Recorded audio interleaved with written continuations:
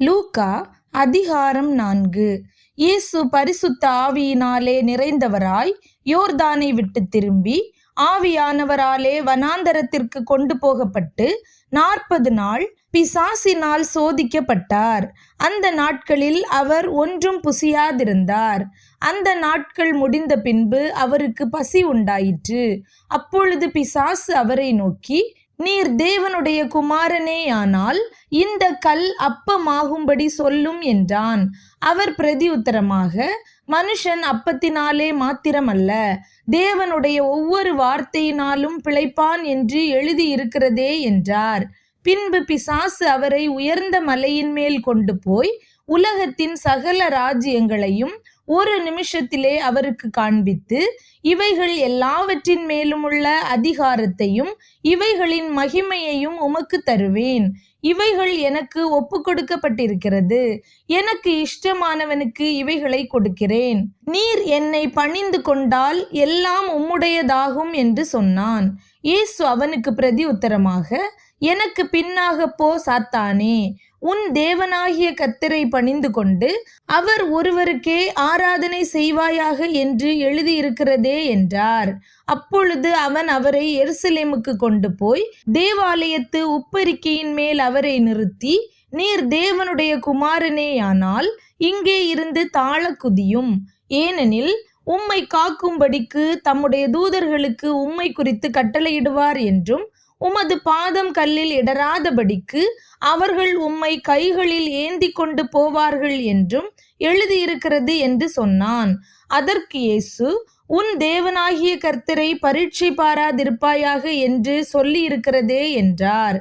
பிசாசானவன் சோதனையெல்லாம் முடித்த பின்பு சில காலம் அவரை விட்டு விலகி போனான். பின்பு இயேசு ஆவியானவருடைய பலத்தினாலே கலிலேயாவுக்கு திரும்பி போனார். அவருடைய கீர்த்தி சுற்றிலும் இருக்கிற தேசமெங்கும் பரம்பிற்று. அவர்களுடைய ஜெப ஆலயங்களில் அவர் உபதேசித்து எல்லாராலும் புகழப்பட்டார். தாம் வளர்ந்த ஊராகிய நாசரேத்துக்கு அவர் வந்து தம்முடைய வழக்கத்தின்படியே ஓய்வு நாளில் ஜெப ஆலயத்திலே பிரவேசித்து வாசிக்க எழுந்து நின்றார். அப்பொழுது ஏசாயா தீர்க்கதரிசியின் புஸ்தகம் அவரிடத்தில் கொடுக்கப்பட்டது.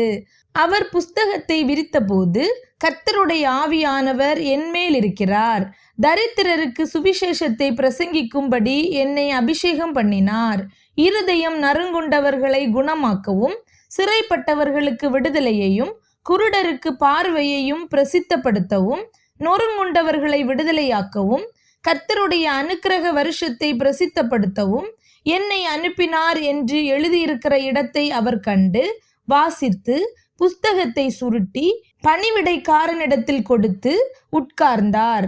ஜெப ஆலயத்தில் உள்ள எல்லாருடைய கண்களும் அவர் மேல் நோக்கமாயிருந்தது.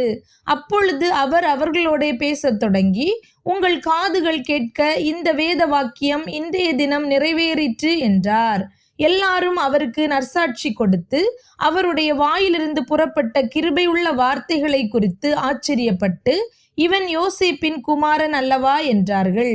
அவர் அவர்களை நோக்கி, வைத்தியனே, உன்னைத்தானே குணமாக்கிக் கொள் என்கிற பழமொழியை சொல்லி, நாங்கள் கேள்விப்பட்டபடி கப்பர்நகூம் ஊரில் உன்னால் செய்யப்பட்ட கிரியைகள் எவைகளோ அவைகளை உன் ஊராகிய இவ்விடத்திலும் செய் என்று நீங்கள் என்னுடன் சொல்லுவீர்கள் என்பது நிச்சயம். ஆனாலும் தீர்க்கதரிசி ஒருவனும் தன் ஊரிலே அங்கீகரிக்கப்பட மாட்டான் என்று மெய்யாகவே உங்களுக்கு சொல்லுகிறேன். அன்றியும் எலியாவின் நாட்களிலே 3 வருஷமும் 6 மாதமும் வானம் அடைப்பட்டு தேசமெங்கும் மிகுந்த பஞ்சம் உண்டாயிருந்த போது இஸ்ரவேலருக்குள் அநேகம் விதவைகள் இருந்தார்கள். ஆயினும் எலியா சீதோன் நாட்டிலுள்ள சரப்தா ஊரிலிருந்த ஒரு விதவையினிடத்திற்கு அனுப்பப்பட்டானே அல்லாமல் மற்றொருத்தியினிடத்திற்கும் அனுப்பப்படவில்லை. அல்லாமலும் எலிசா தீர்க்கதரிசியின் காலத்திலே இஸ்ரவேலருக்குள்ளே அநேகம் குஷ்டரோகிகள் இருந்தார்கள். ஆயினும் சீரியா தேசத்தானாகிய நாகமானே அல்லாமல் அவர்களில் வேறொருவனும் சுத்தமாக்கப்படவில்லை என்று சத்தியத்தின்படியே உங்களுக்கு சொல்லுகிறேன் என்றார். ஜெப ஆலயத்தில் இருந்த எல்லாரும் இவைகளை கேட்டபொழுது கோபமூண்டு எழுந்திருந்து அவரை ஊருக்கு புறம்பே தள்ளி தங்கள் ஊர் கட்டப்பட்டிருந்த செங்குத்தான மலையின் சிகரத்திலிருந்து அவரை தலை கீழாய் தள்ளிவிடும்படிக்கு அவ்விடத்திற்கு கொண்டு போனார்கள். அவரோ அவர்கள் நடுவினின்று கடந்து போய்விட்டார். பின்பு அவர் கலிலியாவில் உள்ள கப்பர்நகூம் பட்டணத்துக்கு வந்து ஓய்வு நாட்களில் ஜனங்களுக்கு போதகம் பண்ணினார். அவருடைய வசனம் அதிகாரமுள்ளதாய் இருந்தபடியால் அவருடைய போதகத்தை குறித்து அவர்கள் ஆச்சரியப்பட்டார்கள். ஜெப ஆலயத்திலே அசுத்த ஆவி பிடித்திருந்த ஒரு மனுஷன் இருந்தான். அவன், ஐயோ, நசரேயனாகிய இயேசுவே, எங்களுக்கும் உமக்கும் என்ன? எங்களை கெடுக்கவா வந்தீர்? உம்மை இன்னார் என்று அறிவேன். நீர் தேவனுடைய பரிசுத்தர் என்று உரத்த சத்தமிட்டான். அதற்கு இயேசு, நீ பேசாமல் இவனை விட்டு புறப்பட்டு போ என்று அதை அதட்டினார். அப்பொழுது பிசாசு அவனை ஜனங்களின் நடுவே விழத்தள்ளி அவனுக்கு ஒரு சேதமும் செய்யாமல் அவனை விட்டு போய்விட்டது. எல்லாரும் ஆச்சரியப்பட்டு, இது என்ன வார்த்தையோ? அதிகாரத்தோடும் வல்லமையோடும் அசுத்த ஆவிகளுக்கும் கட்டளையிடுகிறார், அவைகள் புறப்பட்டு போகிறதே என்று ஒருவரோடொருவர் பேசிக்கொண்டார்கள். அவருடைய கீர்த்தி சுற்றிலும் இருந்த நாடுகளிலுள்ள இடங்களிலெல்லாம் பிரசித்தமாயிற்று. பின்பு அவர் ஜெப ஆலயத்தை விட்டு புறப்பட்டு சீமோன் வீட்டில் பிரவேசித்தார். சீமோனுடைய மாமி கடும் ஜூரமாய் கிடந்தாள். அவளுக்காக அவரை வேண்டிக் கொண்டார்கள். அவர் அவளிடத்தில் குனிந்து நின்று ஜூரம் நீங்கும்படி கட்டளையிட்டார். அது அவளை விட்டு நீங்கிற்று. உடனே அவள் எழுந்திருந்து அவர்களுக்கு பணிவிடை செய்தாள். சூரியன் அஸ்தமித்த போது ஜனங்கள் எல்லாரும் தங்களுக்குள்ளே பல பல வியாதிகளால் வருத்தப்பட்டவர்களை அவரிடத்தில் கொண்டு வந்தார்கள். அவர்கள் ஒவ்வொருவர் மேலும் அவர் தம்முடைய கைகளை வைத்து அவர்களை சொஸ்தமாக்கினார்.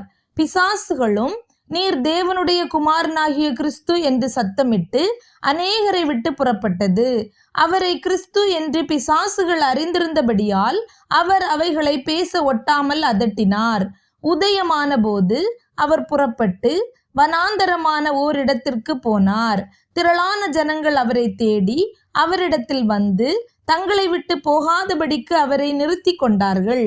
அவரோ அவர்களை நோக்கி, நான் மற்ற ஊர்களிலும் தேவனுடைய ராஜ்யத்தை குறித்து பிரசங்கிக்க வேண்டும், இதற்காகவே அனுப்பப்பட்டேன் என்றார். அந்தபடியே கலிலேயா நாட்டிலுள்ள ஜெப ஆலயங்களில் பிரசங்கம் பண்ணி கொண்டு வந்தார்.